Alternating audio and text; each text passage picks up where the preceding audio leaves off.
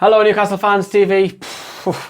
Yeah, Newcastle fans singing in full voice there, as you've just seen there. Not the normal Sky Sports intro. I thought that sums it up right there, because we are top the league after Brighton's results here. We're going to start straight away with the league table. Let's put it up here for you. So looking at that league table there, Newcastle now back top of the championship. Although Brighton do have the game in hand, it feels good to be top of the league, doesn't it? It feels really, really good. What we're going to do in today's review, something a little bit different for you guys who have seen the live updates on Facebook and Twitter. We're going to have a look at those two videos, which I also recorded earlier on. So it's instant, half-time and full-time reactions. So let's begin how we normally begin with Newcastle, how they lined up first of all. So we'll have a look quickly at Brentford. So they went with Bentley in goal. It was Colin, Egan, Dean, Bjelland and Field. The two central sitting midfielders are Yeneras and McCuckeren.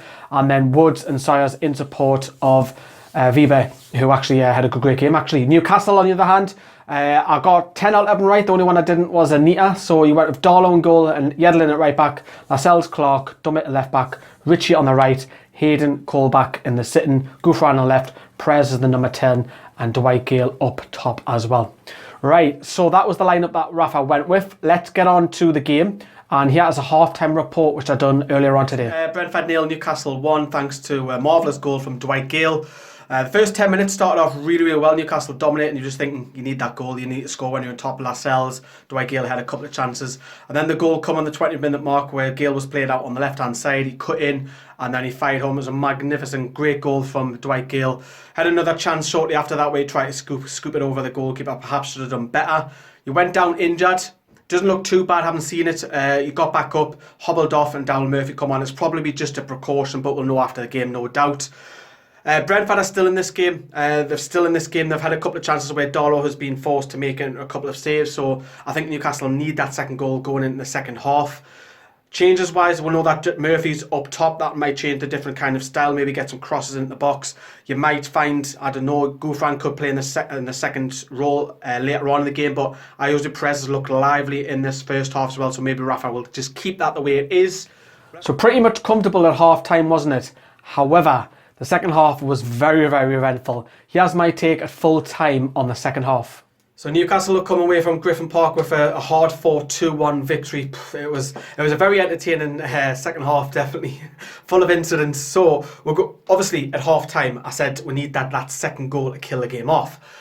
But Brentford looked a different side. We'll come out. Lasse Vibe, who I have to say was outstanding for Brentford, scored, equalised. Poor corner come in. It was poor from Darlow, couldn't really punch, and then it was rebounded back to Vibe, who prodded home, and Brentford then start to take control of the game.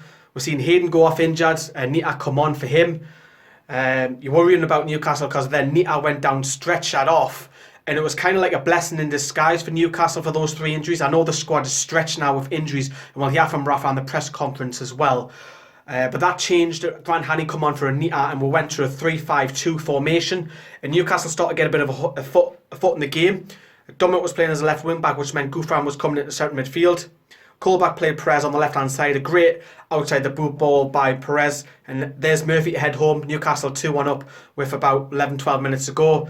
Probably against the run of play, but we're not going to argue too much about that. Newcastle hard fought win, very, very win. Brentford, to be fair, had a stonewall penalty. How Chris Kavanagh, the referee, didn't give that is shocking refereeing. But Newcastle, luckily, benefit from it. Newcastle topped the league.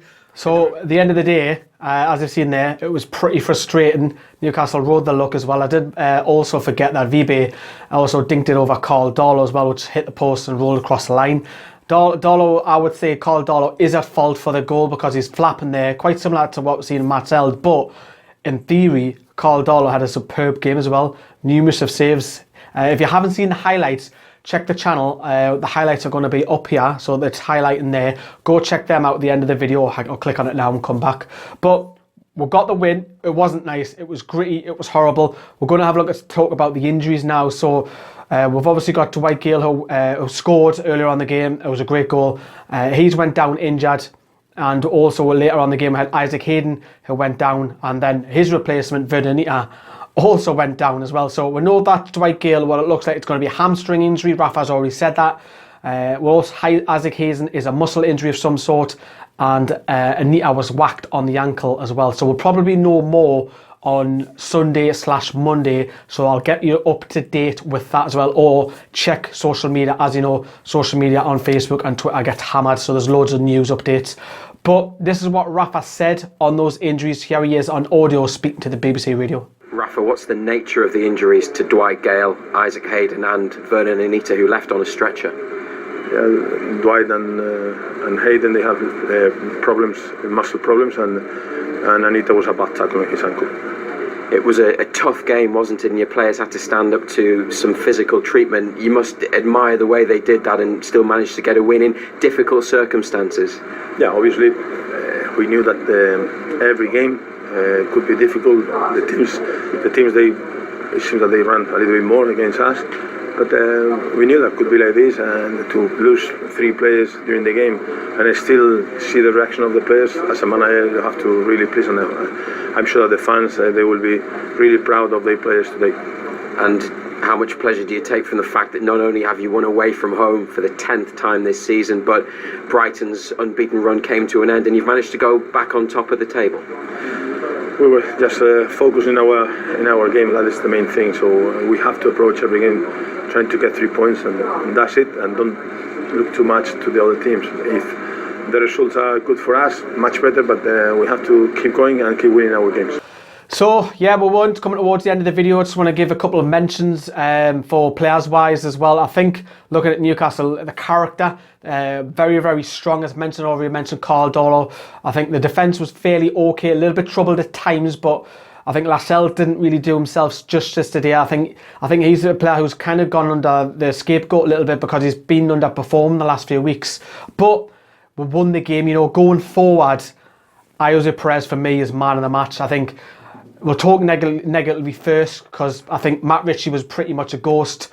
Gouffran didn't really have his greatest game either. Dwight Gale was very, very busy until his injury as well. When Murphy come on, he looked he didn't really see much of the action until a wonderful, wonderful assist by Jose Perez on the outside of his boots in the 79th, 80th minute. Wonderful. If you haven't seen it, check the highlights out. And there's Murphy to head home. Newcastle obviously go on and win the game after 9 minutes of injury time. But Jose Perez, man of the match. Newcastle underperformed, but the character is absolutely magnificent. Really, really proud of how the lads have come out. And I know I am picking on the likes of Lascelles, possibly even Dummett didn't really have a great game either. But they dug deep, we won, we're back top the league. Now, we've got some injury crisis as well, but funny enough, the injury crisis helped Newcastle in some sort of weird way the day. When Anita went down, Rafa switched the formation and went to a 3-5-2, and actually Newcastle looked so much better in that second half because Brentford were clearly the better team without a shadow of a doubt. When we switched the formation, that's when Newcastle started to get a little bit more of the ball. Rafa, will he play that against Birmingham? We're very, very short on numbers. We've got obviously Shelby's back, which is a positive, thank God. And then you've got players at African Cup Nations, you've got 3 players away, and then you've got the 3 injuries. What's Rafa going to do? It's going to be an interesting one. We'll be talking more about, obviously, the Birmingham replay, which I'll be at as well. Probably Monday and Tuesday we'll be covering the injuries and so on. But thank you very much for liking the video, for your support, sharing, and commenting. If you want to comment on the video, get your comments down there below. Thank you very much. See you later.